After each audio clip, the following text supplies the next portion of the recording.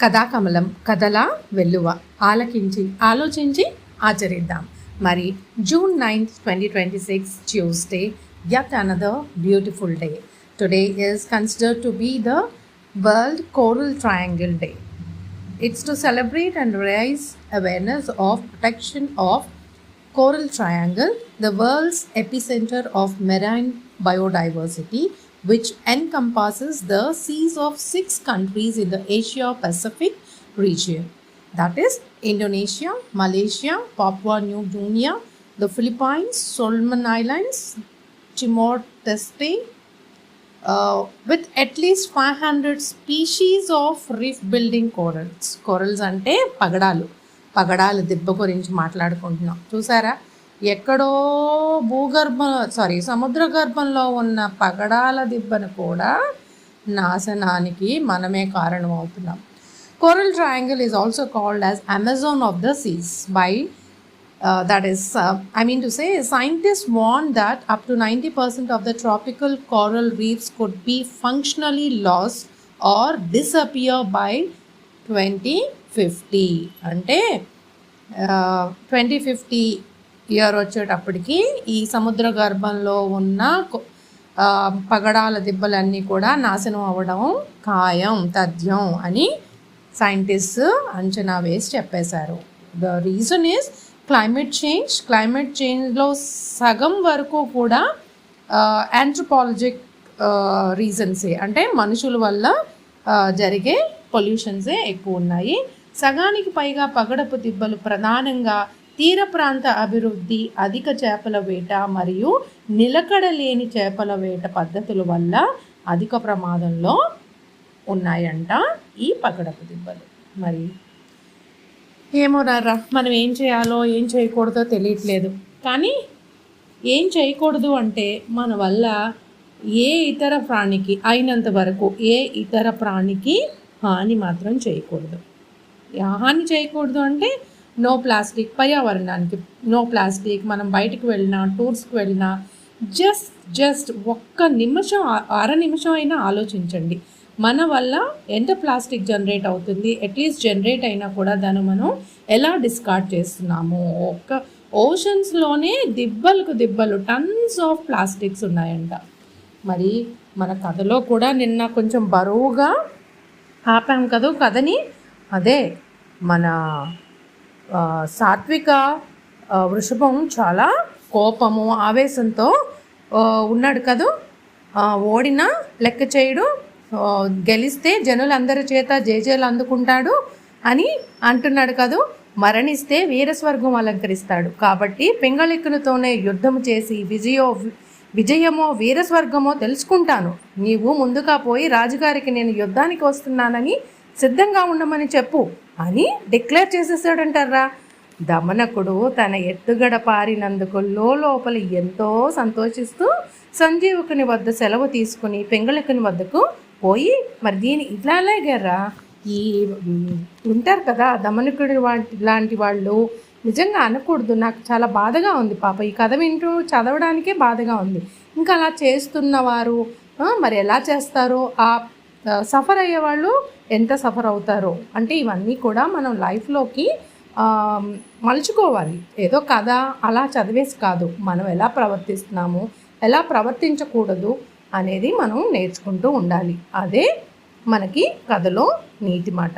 మిమ్మలను మరి దమనకుడు వెళ్ళి చెప్తున్నాడంట, మహారాజా నేను చెప్పాను కదా, సంజీవకుడికి కళ్ళు నెత్తికెక్కినవి, మిమ్మలను బుద్ధిహీనుడని మంచి చెడ్డ ఎరుగని అవివేకని అంటున్నాడు, నిదానము లేని నీచుడని, మీకు లొంగి ఉండి సలాము చేయుటకు ఇక ఎంత మాత్రము సాగదన్నాడు. తమతో పోరాడి విజయమో వీరస్వర్గమో తేల్చుకొనడమే తన కర్తవ్యమన్నాడు. వినాశకాలే విపరీత బుద్ధి అన్నట్లు చెడిపోయే కాలం వస్తే చెడు బుద్ధులే కానీ మంచి బుద్ధులు ఎలా పుడతాయి అని ఉన్నవి లేనివి సంజీవకుడు అన్నవి అననివి కూడా ఇంకా ఎన్నో మాయమాటలు కల్పించి అతనిపై పింగళుకినికి బాగా కోపం కలిగించేలా చేసింది. అదే మంచి వాళ్ళైతే ఏం చేస్తారు, ఆ రోజుకి అలా ఆగిపోతారు. అంతేకాని పింగళికుడి దగ్గరికి వెళ్ళి ఉన్నవి లేనివి చెప్పరు కదా. అందుకే మనము ఇలాంటి అంటే దమనుకుడి లాంటి వాళ్ళు మన మధ్యన ఉన్నప్పుడు చాలా జాగ్రత్తగా ఉండాలి.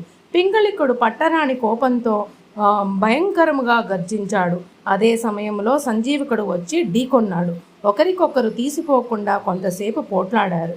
చూసారా, సంజీవకుడు తెలుసు అతనికి సింహాన్ని తను ఎదుర్కోలేడని. అయినా తన మంచితనంతో పాటు తనకి నిజాయితీ ఉంది. ఆ నిజాయితీతోనే ఎదుర్కొనడానికి నిలబడ్డాడనమాట. పింగళికుని గర్జనలతో సంజీవకుని రంకెలతో ఆ అడవి అంతయు దద్దరిల్లింది. సంజీవకుని తన పంజాతో గట్టిగా ఒక దెబ్బ వేయబోయాడు. అది తప్పించుకుని సంజీవకుడు తన వాడియగు కొమ్ములతో సింహం డొక్కలో ఒక కుమ్మాడు. ఆ దెబ్బకు పింగళికుడు మూర్చపోయాడు. చూసారా, పింగళికుడే మూర్చపోయాడు. ఇదంతయు చూస్తున్న కరటకుడు దమనుకునితో, నీ మాటలు విని మన రాజు పడరాని పాటలు పడుచున్నాడు చూడు. తగిన సలహా ఇవ్వని మంత్రుల వల్ల ధరణీనాథుడు చెడిపోయినాడు.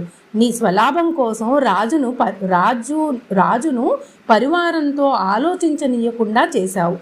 సాధు స్వభావం గల సంజీవకుని ప్రాణం మీదకు తెచ్చావు. ఇలాంటి పాపపు పనులు మానుకోమని నేను ఎంత చెప్పినా వినకపోతివి.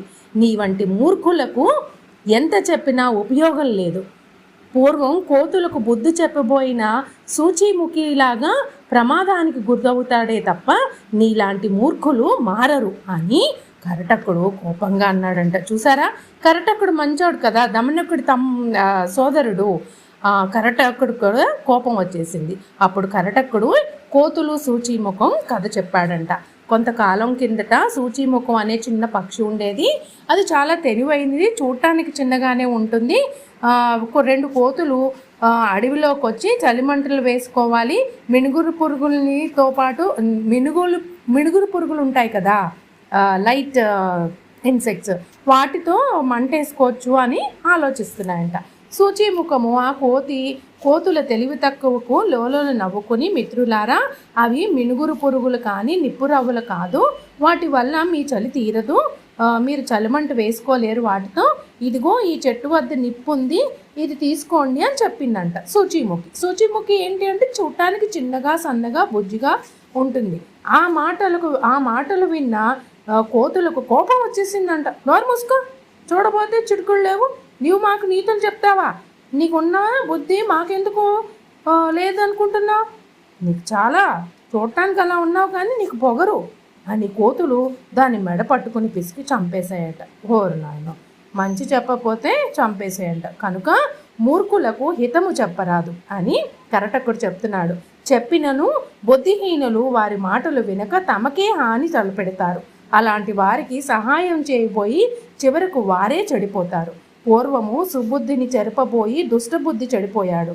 ఆ కథ చెబుతాను విను అంటూ కరటకుడు దమనుకునికి మరో కథ చెప్పడానికి సిద్ధమయ్యాడంట.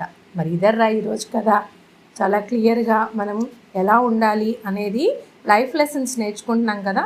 ఇది చాలామందికి మనలో అంటే పెద్దవాళ్ళకి చాలామందికి అనుభవం అయి ఉంటుంది.